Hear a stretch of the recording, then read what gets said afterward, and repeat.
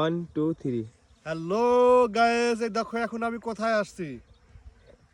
আমি এত সুন্দর জায়গায় পরিবেশে আছি, যেদিকে তাকাবে শুধু হলুদ আর হলুদ। এদিকে দেখাও ভাতিজা, এদিকে দেখাও বেটা, এদিকে দেখাও, শুধু হলুদ আর হলুদ। এদিকে একটু দেখাও।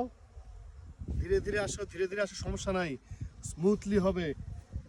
আমাদের সোনার বাংলাদেশ, আমাদের দেশে এখন যে মৌসুমটা চলছে সেটা হচ্ছে সরিষা মৌসুম। এই সরিষা ওঠার পরে আবার লোকজন ধান লাগাবে। মোটামুটি 3টা মৌসুম পায় বাংলাদেশের মানুষ। বিভিন্ন এলাকায় বিভিন্ন রকমের ভাবে উৎপাদন হয় আর কি। আমাদের এখানে, আমাদের এদিকে তারাশে মোটামুটি 3টা ফলন তোলে কৃষক। সরিষা তোলার পরে ধান বুনবে, ধানের পরে আবার আমন ধান বুনবে অনেকেই। এভাবেই পর্যায়ক্রম চলমান থাকে কৃষি আবাদি জমির উপরে।